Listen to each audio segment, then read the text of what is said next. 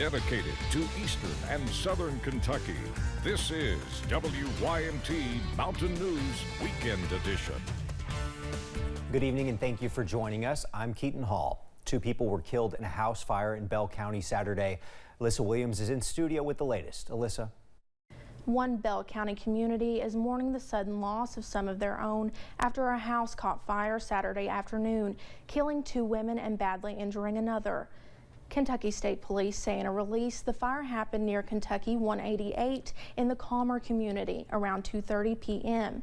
They identified those killed as 75-year-old Diana Poff and 46-year-old Willina Reisner, and say the only survivor of the fire, 53-year-old Winona Poff, was airlifted to the University of Tennessee Medical Center for her injuries.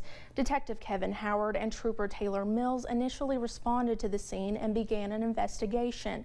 While police were still working to determine a cause for the fire as of Sunday night, they say no foul play is suspected from their initial investigation. I had a chance to talk with Walter Poff, a neighbor and family member of all 3 women. He tells me he was there when the fire began, saying his power went out yesterday, and when he went outside to see what was going on, he noticed smoke coming from the Poff-Reisner home. He adds that he attempted to get everyone out of the home, but was unsuccessful. Investigation into the fire is still ongoing. In the studio, Alyssa Williams, WYMT Mountain News. Thank you, Alyssa. Details about the 3rd woman's condition have not been made available at this time, but we'll keep you updated with more information when it's released on our website, WYMT.com. One man was killed in a single vehicle accident Saturday in Campbell County, according to a Tennessee Highway Patrol report. Illinois resident Brennan Schroeder was driving a 2020 Polaris RZR ATV on Highway 25 when he veered off the road. He then overcorrected, flipped the ATV, and was ejected from the vehicle, which then landed on top of him. The 32-year-old driver was not wearing his seatbelt.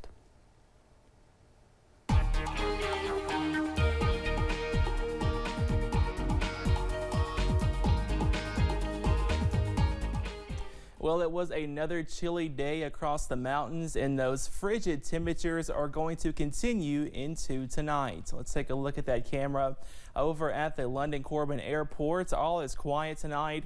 We are dry under a clear sky, but that temperature just above freezing, sitting at 33 degrees.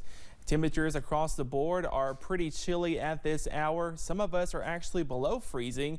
Monticello sitting at 30 degrees, 28 in Irvin, 35 in Jackson, 34 in Pikeville and Logan. Up on Pinpoint Doppler, all is quiet at this hour, and this quiet weather will continue as we go through the rest of tonight.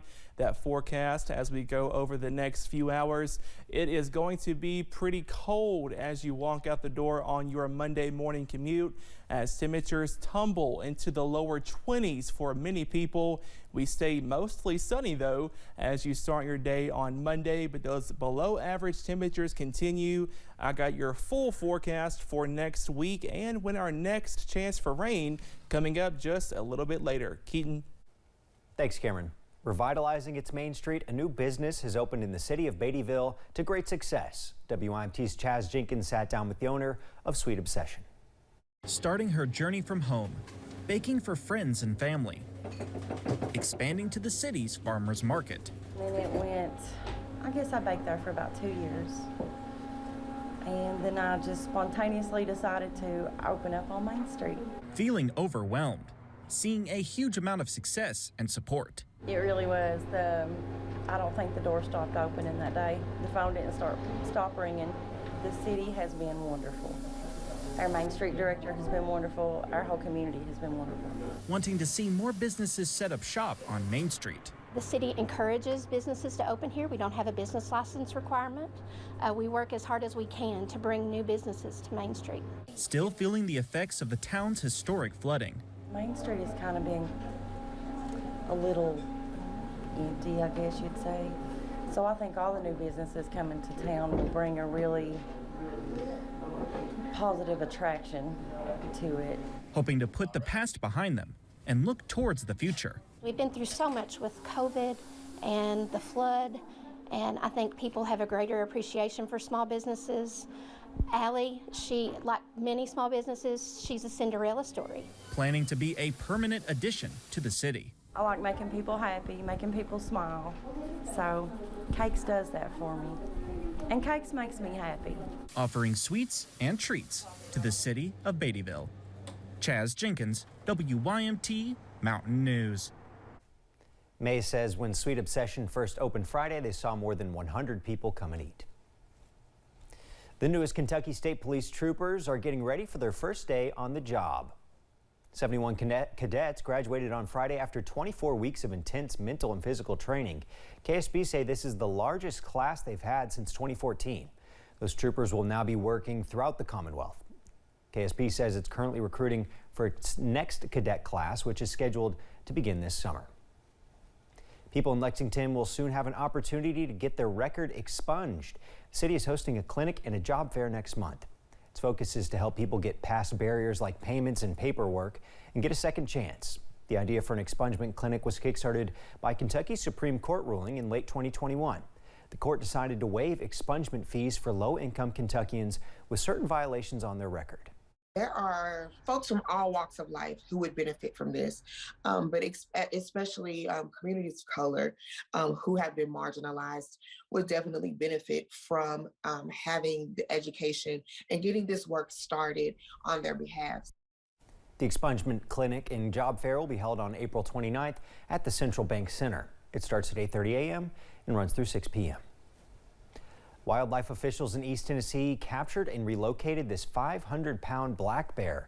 The bear was known to dig through garbage, bird feeders, and pet food around the campus of Tusculum University for years. But recently, the bear has become more active and has been increasingly damaging property around the area. Officials with Tennessee's Wildlife Resources Agency and the Greenville Fire Department helped tranquilize the bear Thursday. Crews then relocated the bear to a remote area of the Cherokee National Forest. On March 16, 2021, a then 21-year-old man killed 8 people, 6 of Asian descent, in a mass shooting at 3 Atlanta area spas. Nearly a year later, a small crowd gathered in Lexington to remember the 8 lives lost. Several people spoke during the ceremony, telling stories of Asian American and Pacific Islanders in Kentucky. Many speakers also touched on the rising xenophobia and anti-Asian racism that has always been prevalent in the communities but has only been exacerbated by the pandemic.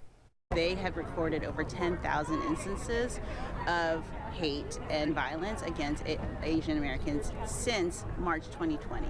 And so there alone are those instances that are you can document. Even to this day, we still have people calling it the China virus, which again just reiterates that othering of Asian Americans. Atlanta police arrested Robert Aaron Long for the shootings. He's pleaded not guilty. His next court appearance is scheduled in April. The Madison County community is mourning tonight after the sudden death of a popular businessman and assistant coach to the Madison Central girls basketball team. Chad Tate died Saturday. But as Jeremy Toombs explains, Coach Tate's legacy and impact will keep his memory alive for years to come. From playing at Madison Central in the 80s to running Camp Cypriea College to returning to coach at his alma mater. He was a Madison Central guy through and through. Robert Cooksey says Chad Tate had a tremendous impact on the Madison County community. It's his entire life, it is, and and he treated it as such. So Cooksey and Principal Brandon Fritz were shocked and saddened to hear that he had died unexpectedly Saturday.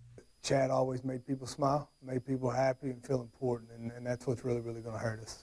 Tate coached hundreds of kids through the years, but those that know him say for him, it wasn't just about elevating their game, it was about helping them succeed in life. He has a scholarship, Chad Tate Shelter Insurance Scholarship, and he was really passionate about that, and he just wanted to help people. Tate's leadership didn't stop when his players left either. After they graduated high school, he was always there for them. He was a phone call away if they needed something, if they needed guidance. He was also just a phone call away for Cooksey. Either a phone call or a text every day. We talked a lot, and he was a huge supporter of me in my career. And those phone calls will be missed by all who knew Chad Tate. I woke up this morning, thinking, when was I going to get that next text or that next call? But, there won't be a day that goes by that I don't remember. In Madison County, Jeremy Toms, WKYT. Tate was 55 years old. Visitation for Tate will be held Thursday evening from 4 to 8 p.m., followed by his funeral at 1 p.m. Friday. Both those services will be held at the Eastside Community Church in Richmond. Coming up at 11, Ukrainian President Volodymyr Zelensky pleads for more assistance as the war in Ukraine continues. Another frigid night is ahead. I'll show you how cold we're expecting it to be coming up. Take a break at McDonald's and try a bakery sweet like a cinnamon roll or apple fritter.